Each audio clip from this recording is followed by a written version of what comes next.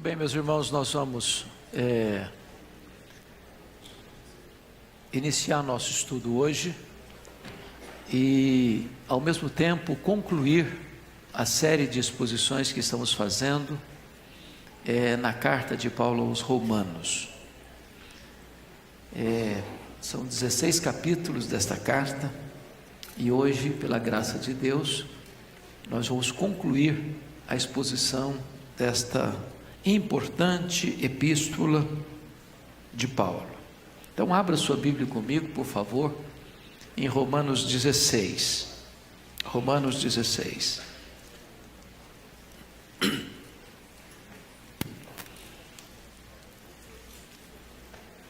Romanos capítulo 16.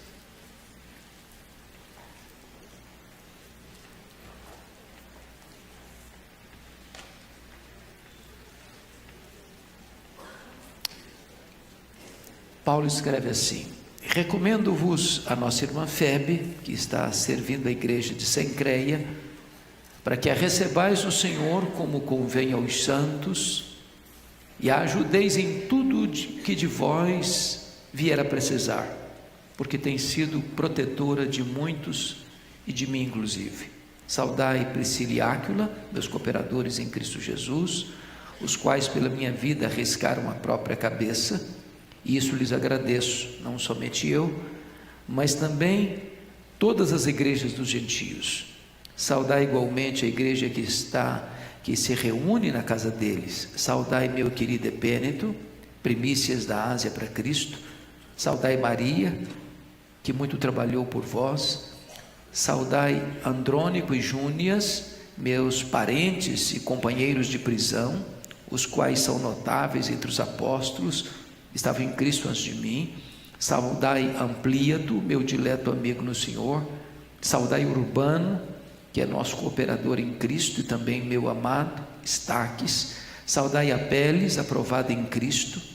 Saudai os da casa de Aristóbulo. Saudai meu parente Herodião. Saudai os da casa de Narciso, que estão no Senhor. Saudai Trifena e Trifosa, as quais trabalharam no Senhor. Saudai a estimada Pérside, que também muito trabalhou no Senhor. Saudai Rufo, eleito no Senhor, igualmente a sua mãe, que também tem sido mãe para mim. Saudai Asíncrito, Flegonte, Hermes, Pátrobas, Hermas, e os irmãos que se reúnem com eles. Saudai Filólogo, Júnia, Nereu e sua irmã, Olimpas, e todos os santos que se reúnem com eles. Saudai-vos uns aos outros com ósculo santo. Todas as igrejas de Cristo vos saúdam. Rogo-vos, irmãos, que noteis bem aqueles que provocam divisões e escândalos em desacordo com a doutrina que aprendestes. Afastai-vos deles, porque esses tais não servem a Cristo nosso Senhor, e sim a seu próprio ventre, e com suaves palavras e lisonjas enganam o coração dos incautos, pois a vossa obediência é conhecida por todos. Por isso me alegro a vosso respeito, e quero que sejais sábios para o bem e simples para o mal, e o Deus da paz em breve esmagará debaixo dos vossos pés a Satanás. A graça de nosso Senhor Jesus seja convosco. Saúda-vos Timóteo, cooperador, e Lúcio, Jason e Sosípatro, meus parentes. Eutércio, que escrevi esta epístola, vos saúdo no Senhor. Saúda-vos Gaio, meu hospedeiro, e de toda a igreja. Saúda-vos Erasto, tesoureiro da cidade, e o irmão Quarto. A graça de nosso Senhor Jesus Cristo seja com todos vós. Amém. Ora, aquele que é poderoso para vos confirmar, segundo o meu evangelho e a pregação de Jesus Cristo, conforme a revelação do mistério guardado em silêncio nos tempos eternos, e agora se tornou manifesto e foi dado a conhecer por meio das escrituras proféticas, segundo o mandamento do Deus eterno, para obediência por fé entre todas as nações, ao Deus único e sábio, seja dada a glória por meio de Jesus Cristo, pelos séculos dos séculos. Amém.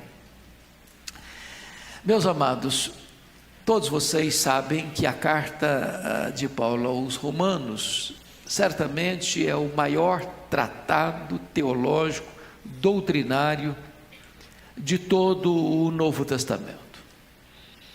Esta carta foi escrita por Paulo quando ele estava a caminho de Jerusalém, levando aos pobres da Judéia uma oferta, possivelmente na região da Acaia.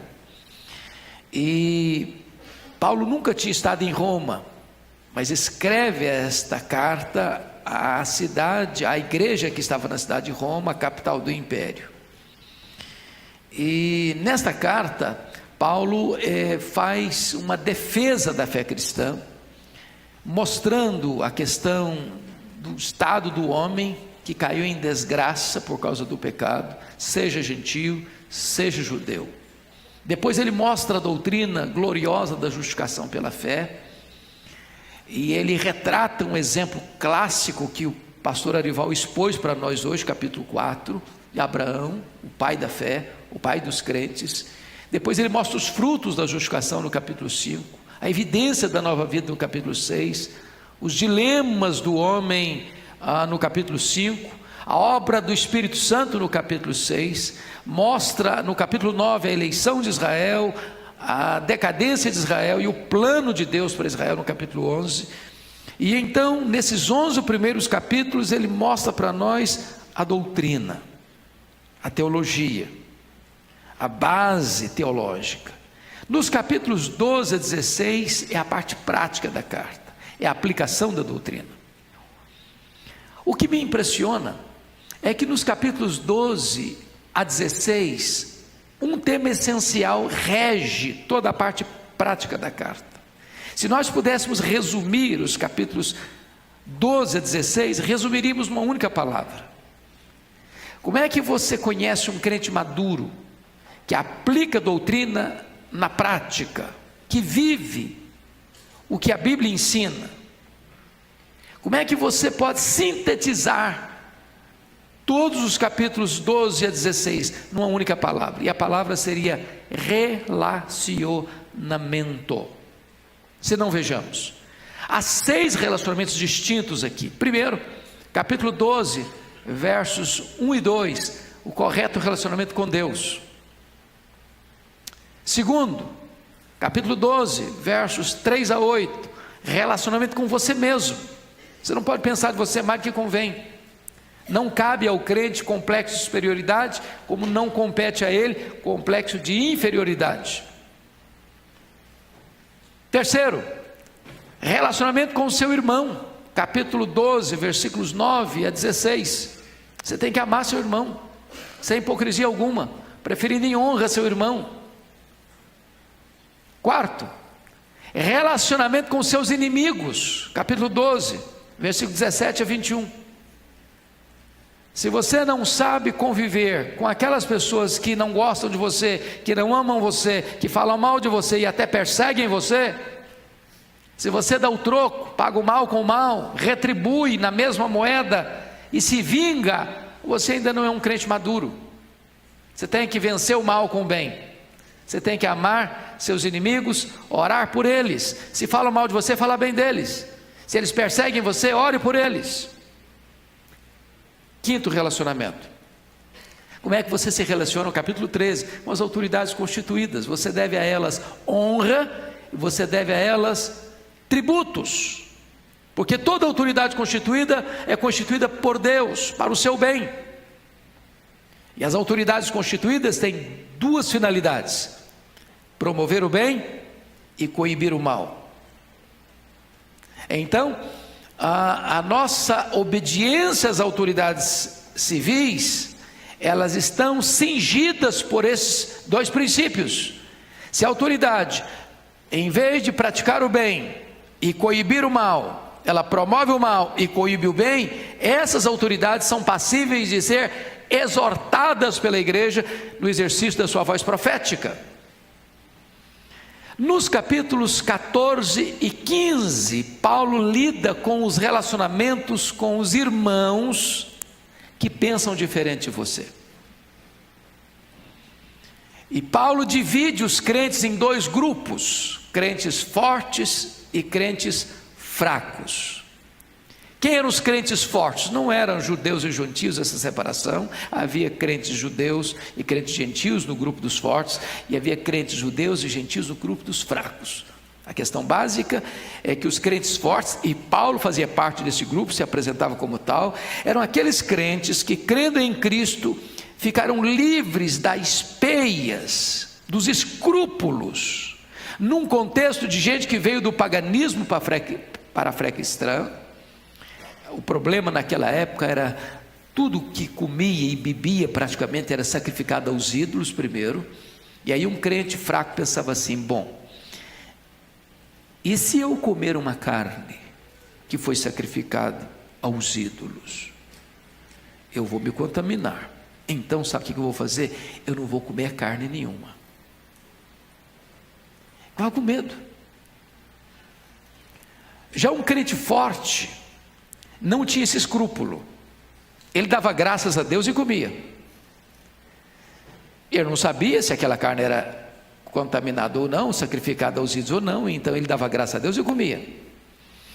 Só que os crentes fortes desprezavam os crentes fracos. Os crentes fracos julgavam os crentes fortes. Os crentes fortes diziam: ah, você não sabe nada, cara, você é um zero à esquerda, você é um coitadinho, está aprendendo, tomando leite. Eu sou um crente maduro. Então desprezava o fraco. O fraco olhava para o crente forte e dizia: está vendo aí? Não é crente coisa nenhuma, se fosse crente não comia essa carne. E aí o que acontecia? Os crentes estavam batendo cabeça. E Paulo começa a ensinar que você precisa aprender a conviver com gente que é crente, que é salvo, mas que pensa diferente de você, em pontos secundários, não em pontos essenciais. Porque se alguém pensa diferente de você em pontos essenciais, nem irmão seu é, por exemplo: não, eu não creio que a Bíblia é palavra de Deus. Bom, não dá para conversar então, não posso abrir mão disso. Não, eu não creio que Deus seja o Pai, o Filho e o Espírito Santo. Eu não sou trinitariano. Bom, então não dá para você ser meu irmão não. Bom, eu não creio que só Jesus Cristo salva, acho que também outros salvam. Bom, então não dá para negociar isso aqui não. Agora, em coisas secundárias, é preciso que nós, como maduros na fé, saibamos a conviver com pessoas que, embora salvos, pensam diferente de você em aspectos secundários. Bom, então preste bem atenção para fechar, antes de entrar no capítulo 16. Hoje, às vezes, nós imaginamos que um crente maduro é um crente que conhece muito, e até pode ser. É claro que a maturidade passa também pelo viés do conhecimento. Não é possível você pensar que um crente maduro seja um crente que não sabe nada, que não conhece a verdade. A maturidade passa pelo conhecimento. Mas é possível que uma pessoa saiba muito e não seja madura na fé, porque ela é incapaz de se relacionar corretamente com Deus, com ela mesma, com seu irmão, com seus inimigos, com as autoridades constituídas e com seus irmãos que pensam diferente de você. Dito isto, vamos então agora entrar no último capítulo desta carta, que é o capítulo 16. Nós poderíamos dividir o capítulo 16 de Romanos em 3 aspectos. Primeiro, confira aí comigo, versos 1 a 16, amigos a saudar. Segundo, versos 17 a 20, inimigos a evitar. Finalmente, versos 21 a 27, servos a honrar. Então ele está tratando de 3 coisas aqui: amigos a saudar, inimigos a evitar e servos a honrar. Muito bem. Ele começa agora, versos 1 e 2, veja você, uma recomendação pastoral. Recomendo-vos a nossa irmã Febe, que está servindo a igreja de Sencreia, para que a recebais o Senhor, como convém aos santos, e a ajudeis em tudo que de vós vier a precisar, porque tem sido protetora, patronese, patrocinadora de muitos, e de mim inclusive. Vamos entender algumas coisas aqui. Por que Paulo está fazendo esse pedido? Essa irmã, Febe, era da igreja de Sencreia. Cencreia fazia parte da região metropolitana de Corinto, capital da província da Acaia. Cencreia é onde ficava o porto de Corinto. Então é muito provavelmente que Cencreia foi uma igreja plantada pela igreja de Corinto. Essa irmã Febe era uma irmã rica, era uma irmã que patrocinava e protegia muitos crentes, inclusive ajudando o próprio Paulo. Essa irmã está viajando para Roma, muito provavelmente ela tenha sido a portadora da igreja de Paulo a Roma. E Paulo está escrevendo uma carta para a igreja de Roma, recomendando essa irmã. Por que tinha essa prática? Porque, irmãos, na época não tinha hotel, como nós temos hoje. Então, quando um crente viajava da cidade A para a cidade B, ela tinha que ficar onde? Na casa dos crentes. Mas por que era importante as cartas de recomendação? Primeiro, para que essa era a necessidade da pessoa ser acolhida e ser recebida. Segundo, para evitar também que os charlatões se hospedassem na casa dos crentes, sem de fato ser um crente, e se aproveitar dos crentes.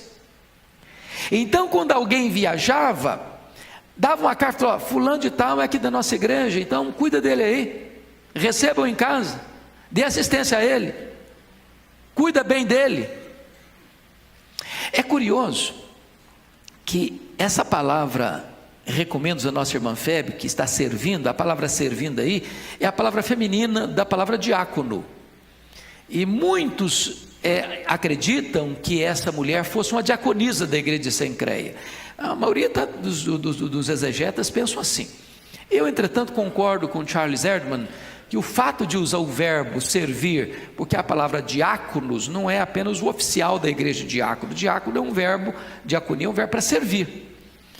Que não é possível fundamentar a doutrina do diaconato feminino com base nesse versículo. Até porque nós não temos nos demais textos do Novo Testamento a instituição de ordenação feminina para o diaconato. O fato é que essa mulher tinha um papel importante na igreja de Cencreia. Embora a nossa igreja presbiteriana, por exemplo, não defende a ordenação feminina para o diaconato, mas é fundamental enfatizar que as mulheres têm um papel fundamental também de serviço na igreja de Deus. Nós não podemos subestimar, nós não podemos desprezar o fundamental papel do ministério feminino na igreja. Nós estamos falando de ordenação, estamos falando de serviço, e Febe era essa mulher que servia a igreja. Ela servia a igreja de Cencreia. E agora notem vocês que ela que semeou isso, agora chegou a hora dela colher. E Paulo escreve no verso 2: para que a recebais no Senhor, como convém aos santos, e a ajudeis em tudo que de vós vier a precisar. E ele diz por quê? Porque tem sido protetora, a palavra aqui é patronese, ou patrocinadora, de muitos, e de mim inclusive. O que eu aprendo com essa mulher aqui? Essa mulher põe a vida dela, a casa dela e o dinheiro dela a serviço da igreja de Deus. Isso é uma coisa linda, irmãos, da gente parar e pensar o seguinte: eu coloco a minha casa a serviço da igreja? Eu coloco a minha vida a serviço da igreja? Eu coloco os recursos que Deus colocou nas minhas mãos a serviço da igreja? O próprio Paulo dá testemunho que ela foi uma das patrocinadoras dele, enquanto pastor em Corinto. Quantos anos Paulo ficou em Corinto? Quem lembra? Quanto tempo? Só 10 de cada vez para eu não ficar confuso. 1 ano e meio. 1 ano e meio. E essa irmã ajudando Paulo, financiando o ministério de Paulo, ajudando a sustentar o apóstolo Paulo. E agora essa irmã está viajando para Roma, e Paulo diz: olha, cuidem bem dela, como ela cuidou bem da gente aqui. Acolha essa irmã aí.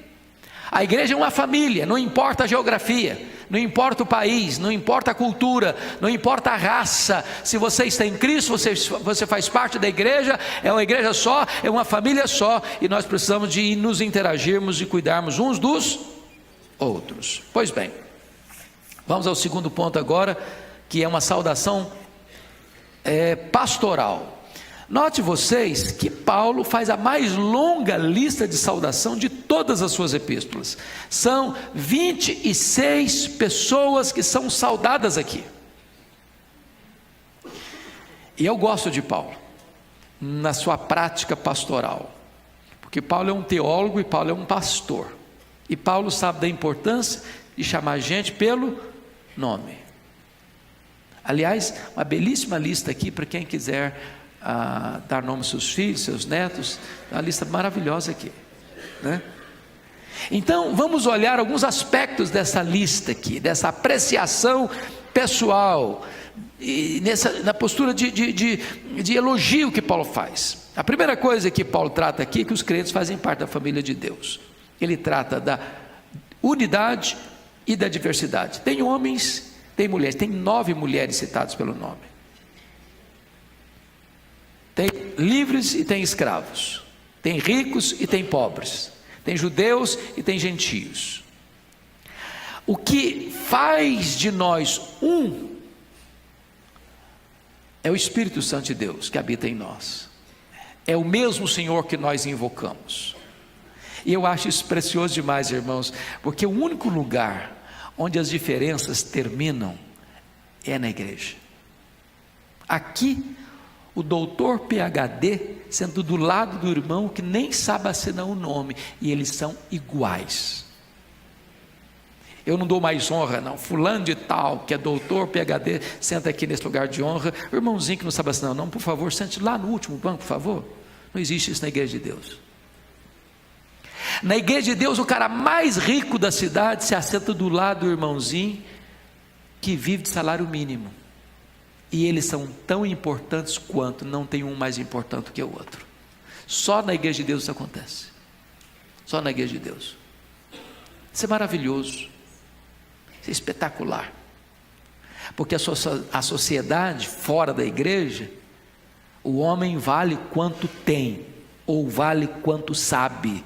Na igreja de Deus é tão lindo isso. Às vezes tem um irmão que é o cara mais rico da cidade, ele é o diácono, que está puxando cadeira nas costas, por irmãozinho que é analfabeto sentar. Só na igreja de Deus isso acontece. A unidade da igreja. Mas vejam vocês, que agora os crentes devem ter mãos dispostas para o trabalho de Deus. Eu vou chamar a sua atenção para um fato. Paulo, ao elogiar os crentes, ele trata de um grupo que está sempre trabalhando, cooperando. Se não, vejamos aí, versículo 3. Saudai Priscila e Áquila, meus cooperadores. Cooperar é operar com, é gente que está com a mão na massa. Olha aí o versículo 6. Saudai Maria, que muito trabalhou, gente que está trabalhando, está fazendo, botando a coisa para acontecer. Olha o versículo 9. Saudai Urbano, que é nosso cooperador. Cooperar é trabalhar com. E olha o versículo de número 12. Saudai Trifena e Trifosa, as quais trabalharam no Senhor. Gente que está fazendo, gente que está fazendo a obra de Deus. Ele está saudando, elogiando, valorizando e reconhecendo o trabalho dessas pessoas. Tem muita gente que acha que não se pode elogiar na igreja, que elogio deixa a pessoa soberba, vaidosa. Bobagem. O que a Bíblia proíbe é hipocrisia. Você fala uma coisa e sentir outra. Mas chamar as pessoas pelo nome, destacar o que elas fazem, é reconhecer o valor que elas têm e enaltecer o ministério que elas exercem, é bíblico, e Paulo, como um pastor, fez isso. Olhe mais outro aspecto. Os crentes devem ter a casa aberta para a igreja de Deus. Eu acho isso lindo. Paulo enaltece, se não vejamos. Olha aí, versículo 5 do nosso texto. Saudai igualmente a igreja que se reúne na casa deles. Ele está falando de quem aqui? Priscila e Áquila. Vamos dar uma olhadinha primeiro nesse casal. Priscila e Áquila moravam em Roma. Aí houve um período lá, Atos 18:2, no período do imperador Cláudio, que houve uma fome no mundo inteiro, e o Cláudio mandou todos os judeus embora de Roma. Aí eles foram para onde? Foram para Corinto. Aí depois foram para Éfeso. E agora retornam para Roma. Mas há uma característica neste casal sempre. Esse casal é uma espécie de um casal missionário nômade. Para todo lado que eles vão, o que eles fazem? Abrem uma igreja na casa deles. A casa deles é uma igreja. Naquela época, irmãos, não tinha templos. Não se podia construir templos. O embargo não era econômico, o embargo era legal. Então, as igrejas se reuniam nas casas. E olha aí versículo 3 comigo. Saudai Priscila e Áquila, meus cooperadores em Cristo Jesus, os quais pela minha vida arriscaram a sua própria cabeça. Isso lhes agradeço, não somente eu, mas também todas as igrejas dos gentios. Saudai igualmente a igreja que se reúne na casa deles. Agora, você tem uma igreja na sua casa, traz algum desconforto, traz não? Você conhece, porque eu conheço gente assim, a casa é um brinco, mas você quase precisa entrar assim na ponta dos pés, porque não pode sujar. Tem tapete que é tão assim aveludado, tão macio, tão robusto assim, que se você pisar, parece que você sente um peso, um sentimento de culpa. Puxa vida, esse tapete não foi feito para pisar, foi feito para olhar e admirar. Tem gente que a casa é tão chique, tão chique, tão chique, que parece que você não consegue nem entrar, de tão chique é. Agora imagine uma igreja na sua casa, tem menino correndo, igreja tem criança, não tem? Batiza criança e tudo.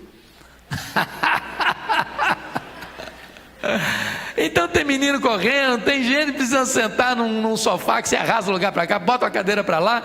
A casa deles era uma igreja. Igreja em Roma, igreja em Corinto, igreja em Éfeso. Que coisa maravilhosa. Os crentes não só botavam a mão na obra, mas abriam também a casa,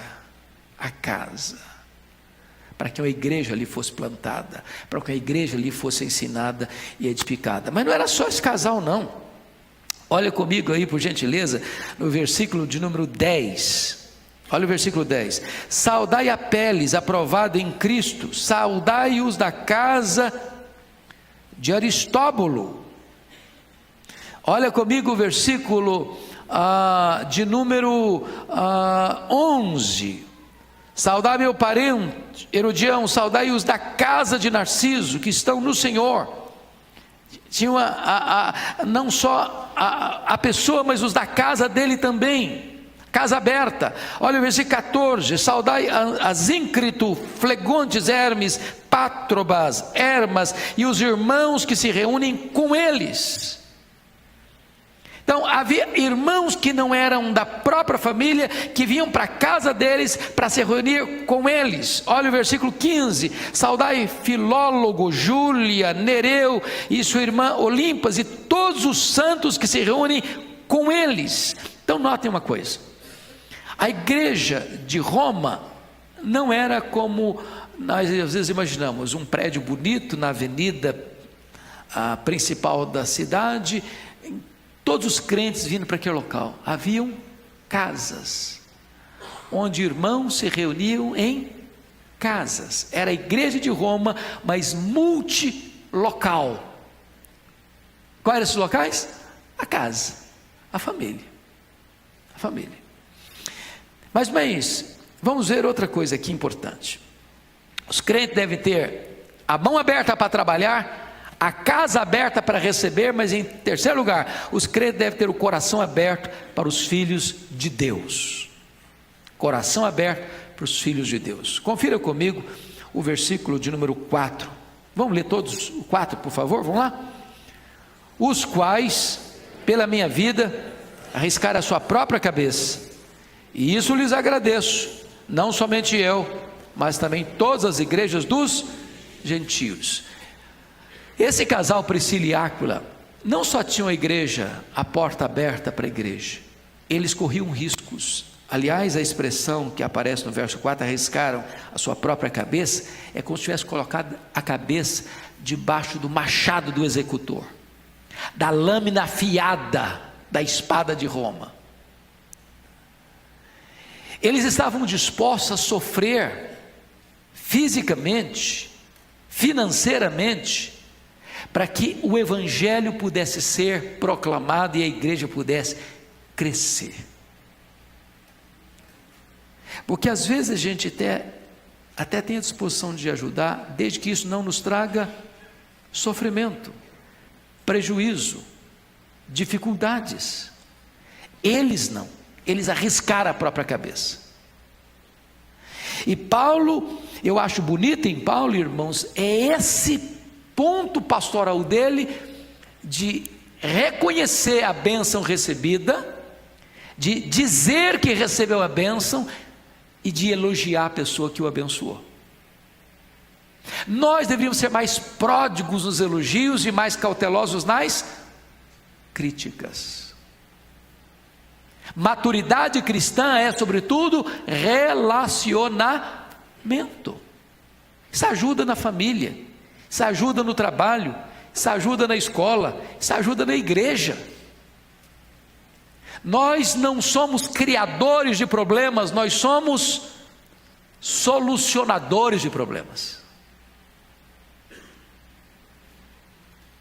E um dos aspectos mais importantes para uma relação saudável é você reconhecer o papel do outro, a importância do outro, o trabalho do outro, destacar isso, elogiar e agradecer. E agradecer. Olha aí, por favor, o versículo 7 comigo. Saudai Andrônico e Júnias, meus parentes e companheiros de prisão. Companheiros de prisão. Muita gente que ficou presa com Paulo, não ficou presa porque estava também na mesma circunstância de Paulo, de acusação, mas estavam lá para assistir Paulo na prisão. Teríamos nós essa capacidade de nos identificar tanto com a pessoa a ponto de preferir ir para a cadeia com ele para servi-lo? Era o caso de Lucas, era o caso de Timóteo às vezes, era o caso desses irmãos aqui. Olha ainda, por gentileza, versículo 13: saudai Rufo, eleito no Senhor, igualmente a sua mãe, que também tem sido mãe para mim. Quem é esse Rufo aqui? Quando você vai para Marcos, esse Rufo era filho de Simão, o Cirineu, aquele camarada que carregou a cruz de Cristo. Pensa bem que cara abençoado esse Rufo. O pai dele carregou a cruz de Cristo, e a mãe dele foi mãe adotiva de Paulo, maior missionário da igreja. Sabe o que me encanta ainda? É que esta mulher, que foi uma espécie de mãe para Paulo, ele nem chega a citar o nome dela. O que significa isso? Tem determinados membros anônimos da igreja, irmãos, que prestam um serviço glorioso à igreja de Deus. Nunca vai para as manchetes dos jornais, nunca sai no Brasil presbiteriano, mas são verdadeiras mães daqueles que estão fazendo a coisa acontecer lá na linha de frente.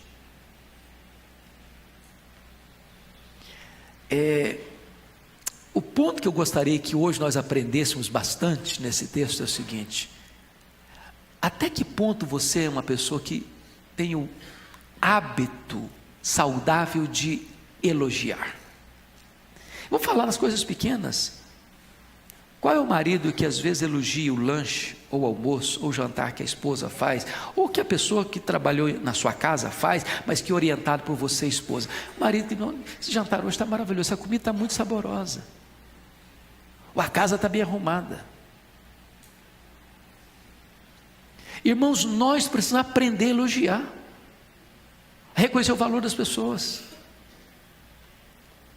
Você já pensou o que é chegar na igreja e ver um vaso desse de flores? Alguém pensou nesse vaso que está aqui em frente ao púlpito? Alguém foi na floricultura e comprou, ou pagou para que as floriculturas viessem aqui e botasse aqui? Alguém fez aquele painel bonito ali, aquele painel não apareceu ali do dia para a noite. Alguém pensou nele, alguém montou esse painel, alguém botou esse painel aqui. Alguém cuida do som, alguém cuida da filmagem, alguém cuida da limpeza, alguém vai lá naquele banheiro para você chegar lá e está decente para você usar. Nós precisamos olhar as pequenas e as grandes coisas e dizer: muito obrigado, que coisa linda, que bênção. Igreja é família, e família precisa de encorajamento, de reconhecimento, de agradecimento, de elogio. Mas veja comigo agora, os crentes têm a mão aberta para trabalhar, os crentes têm a casa aberta para receber, os crentes têm o coração aberto para elogiar e reconhecer o valor das pessoas, mas em quarto lugar, os crentes devem ter lábios abertos para expressar amor aos filhos de Deus. Vejam vocês que Paulo vai fazer elogios. Todo o texto praticamente, versículo 5, ele elogia, chamando os irmãos de primícias. Depois ele diz no versículo 7, ele elogia meus parentes e companheiros de prisão. Depois versículo 8 ele elogia Saudai e Amplito, meu dileto amigo. Depois ele elogia no versículo 9 Urbano, nosso cooperador. Depois no versículo 10 elogia a Pérez, aprovada em Cristo. E ele faz um elogio, ele cita o nome da pessoa e cita uma frase. A frase seguinte é a frase do reconhecimento, é a frase do elogio. Quando você vai citar o nome de alguém, fulano de tal, o que você acrescentaria mais ao nome da pessoa? Meu amigo, meu colega, meu cooperador, meu encorajador, meu conselheiro, meu isso, meu aquilo outro. Olha que legal isso. Não é bom receber um elogio próprio, oportuno, bom? Tem hora que você está precisando de uma palavra. Tem hora que você precisa de um abraço. Tem hora na igreja que você não quer nem escutar um sermão. Você está precisando de um abraço. Se alguém olhar para você, dá um aperto de mão, olhando nos seus olhos, você é muito importante nessa igreja. Gente tem valor. Gente é importante na igreja de Deus. Gente precisa ser valorizada na igreja de Deus. É isso que Paulo está fazendo. É isso que Paulo está fazendo aqui. Mas vejam mais. Os crentes, quinto lugar, os crentes devem ser zelosos no serviço, mesmo que no anonimato. Dos versos 13 a 15, Paulo vai citar nomes e não vai fazer elogio.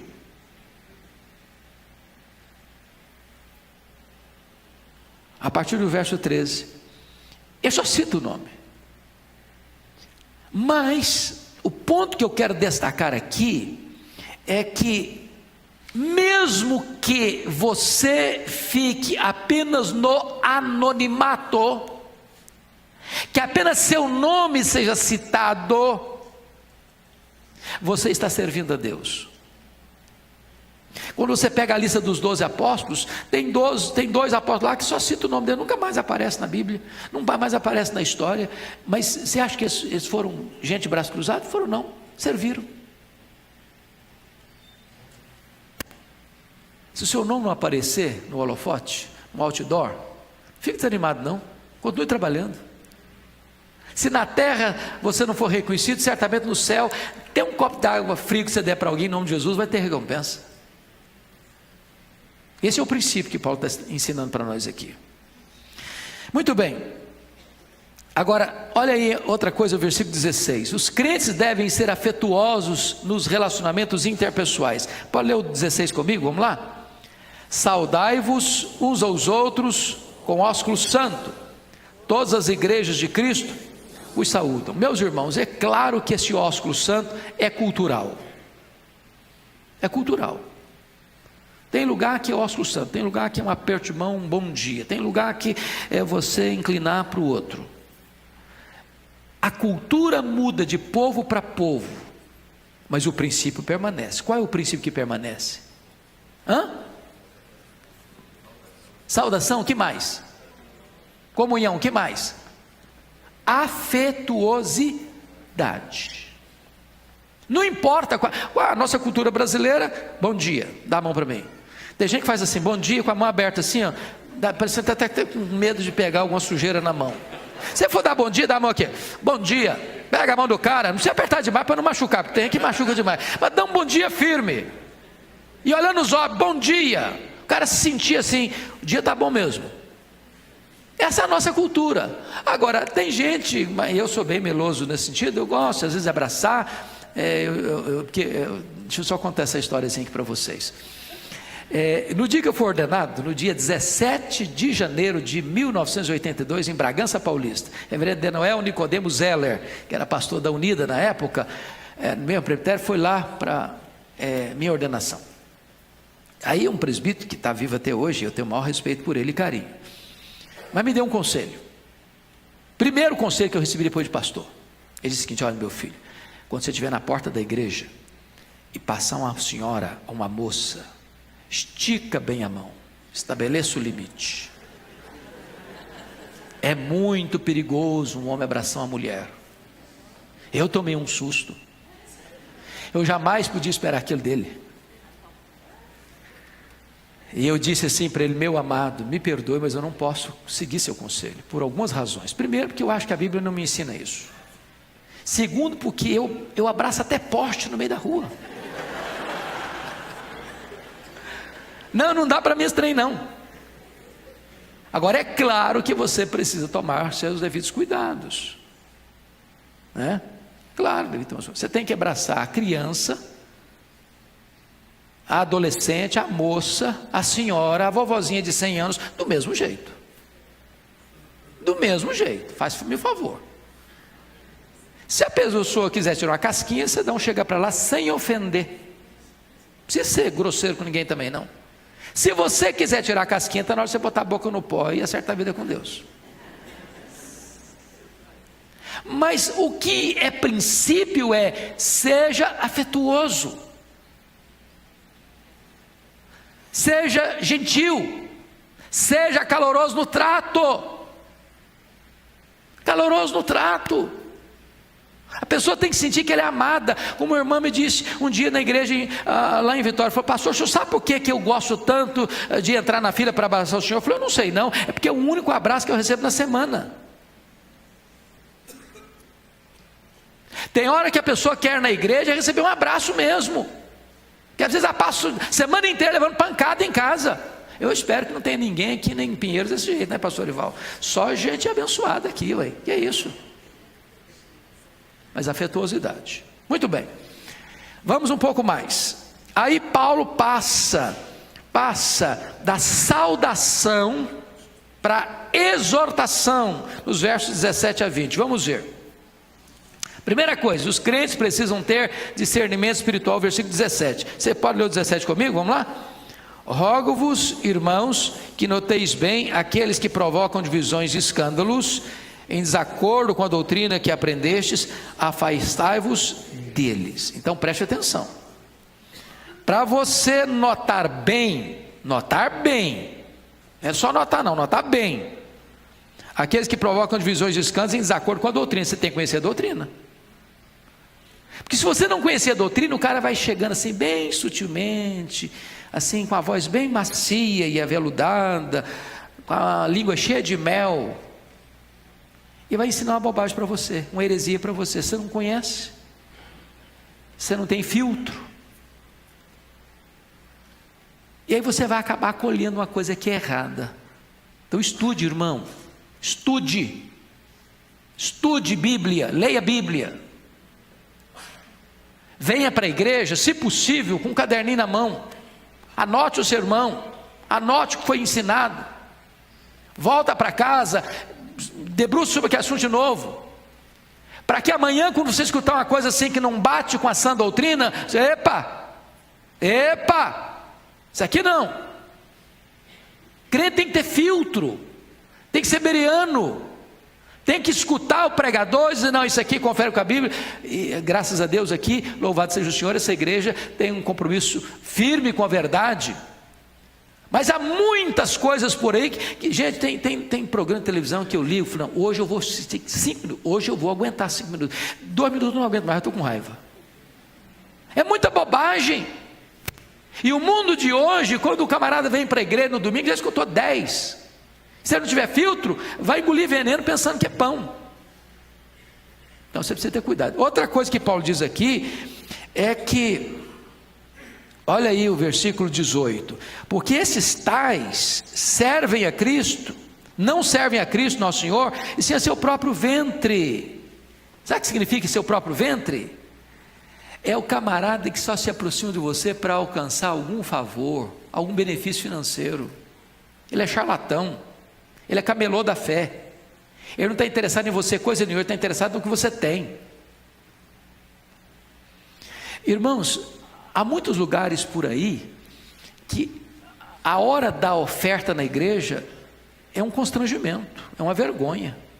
Eu já fui em alguns lugares que tem hora que eu fico quase desesperado. A sensação que eu tenho é que a parte mais elaborada do culto é a hora da oferta. E a sensação que eu tenho é que o camarada usa de todos os artifícios emocionais para arrancar o último centavo que você tem no bolso. E o culto é abençoado pela quantidade de dinheiro que foi arrecadado. E aí a sensação que você tem é o seguinte: eu quero é o que você tem, não estou interessado em quem você é ou no que você precisa. Quando um crente é instruído na verdade, ele é fiel a Deus nos dízimos, ele é generoso nas ofertas, e o pastor não precisa fazer malabarismos para arrancar dinheiro do povo, não. É consciência, é obediência, é fidelidade, é gratidão. É isso que leva você a ser generoso e fiel a Deus. Mas o falso mestre não, ele está preocupado com o ventre dele. E o que ele usa? Olha aí o versículo 18: com suaves palavras e lisonjas. Um falso mestre vai ser sempre um cara muito gentil, muito cuidadoso no trato. Ele vai pegar você e enredar você. Se você não for um incauto que não conhece a palavra, ele vai ludibriar. Olha o versículo de número 19 comigo. Ao 19: obediência e maturidade espiritual devem ser as marcas do crente, pois a vossa obediência é conhecida por todos. Por isso me alegro a vosso respeito e quero que sejais sábios para o bem e simples para o mal. Sabe o que Paulo está dizendo? Crente não pode ser uma pessoa maliciosa, ele tem que ser prudente.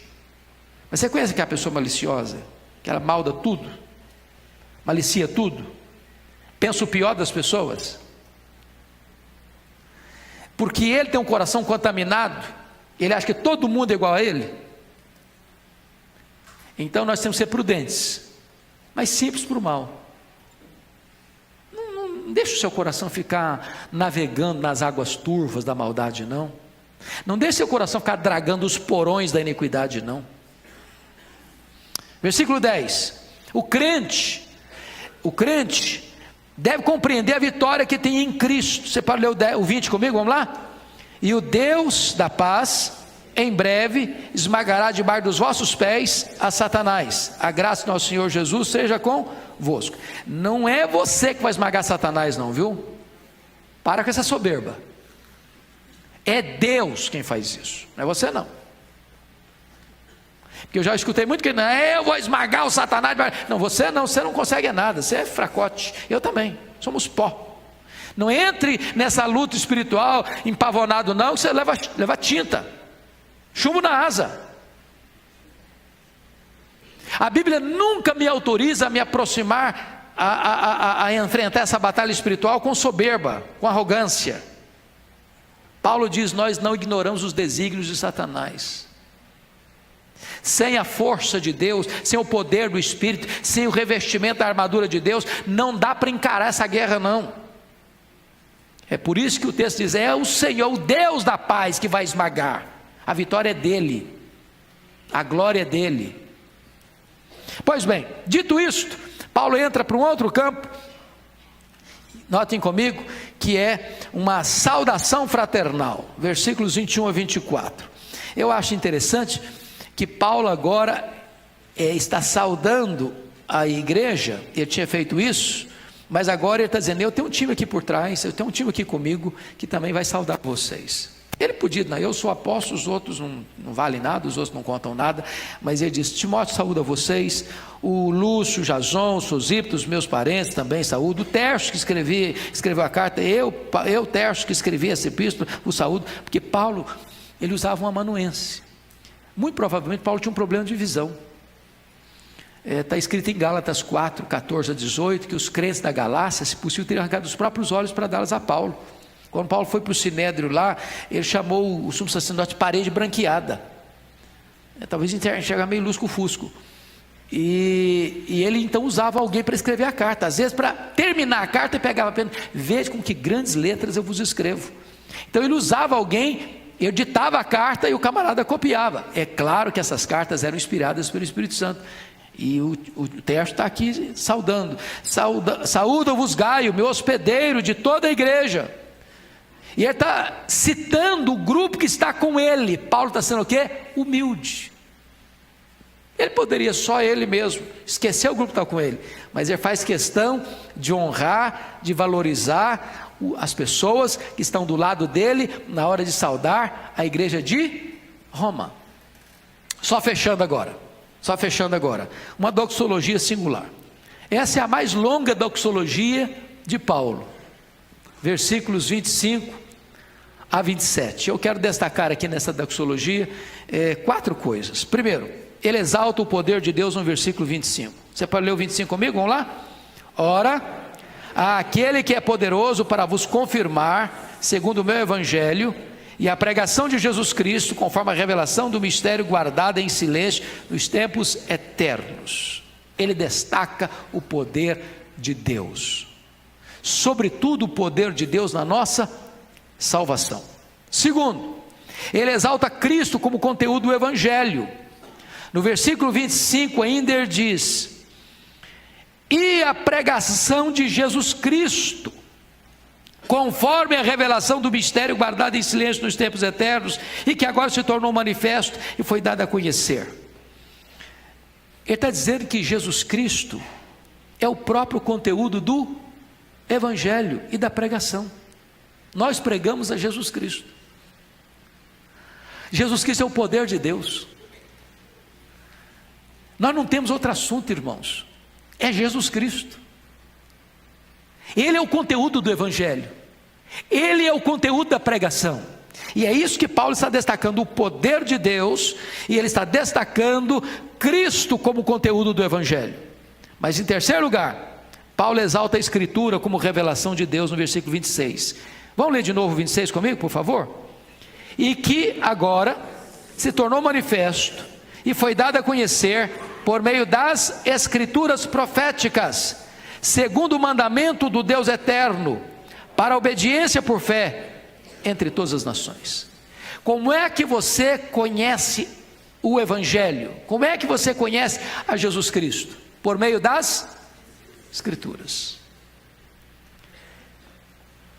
Então não tem Evangelho fora da Escritura. Não é a tradição, não são as decisões conciliares, por mais fiéis que elas sejam. O Evangelho se cinge, se limita às Escrituras. Então, se descobri alguma coisa aqui que as Escrituras não está na Bíblia, não dá para nós. Não, um anjo revelou uma outra coisa para uma outra pessoa lá, então começou uma seita que agora teve uma revelação do anjo. Seja moroni, seja quem for, está fora. O Evangelho está limitado às Escrituras. Às Escrituras. Então nunca aceite nada que não proceda das Escrituras. Então, só uma notinha de rodapé. Como é que começam as seitas? Alguém, num dado momento, teve uma revelação nova, que não está na Escritura. Seja Maomé, seja o Smith, seja quem for. Ou alguém diz assim, olha, eu tive uma nova visão, uma nova revelação da Escritura. Bom, os pais da igreja pensaram diferente dele, os reformadores pensaram diferente dele, os nossos irmãos puritanos pensaram diferente dele, os estudiosos ao longo do século pensaram diferente dele, mas ele agora descobriu, eureka, agora ele descobriu uma coisa nova. bota os 2 pés para trás. É muita pretensão, você não acha não?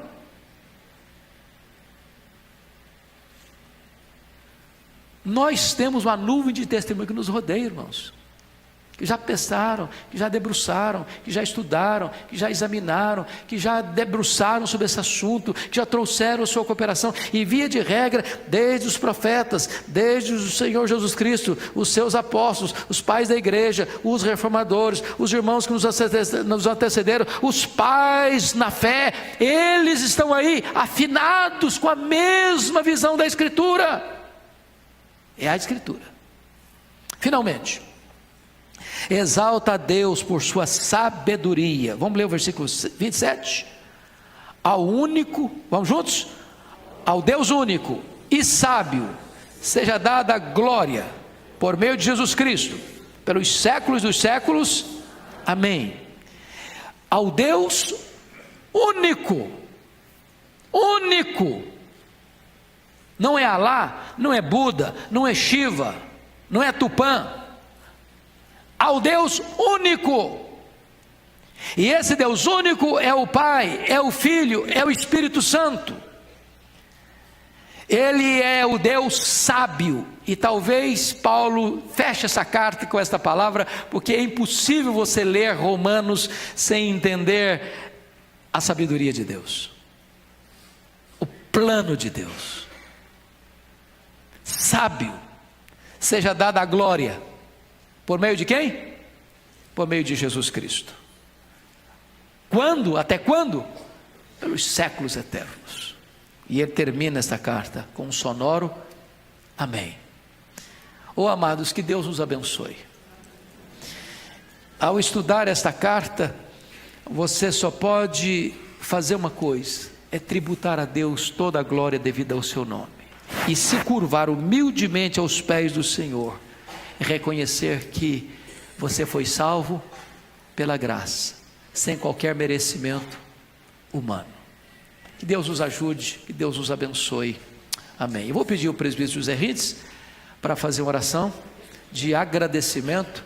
Estamos encerrando então o estudo da carta aos Romanos, e vou ver com o pastor Ival e avisamos o mais breve possível qual vai ser o próximo livro da Bíblia que nós vamos estudar juntos aqui na Escola Bíblica Dominical. Vamos ficar em pé então e vamos orar.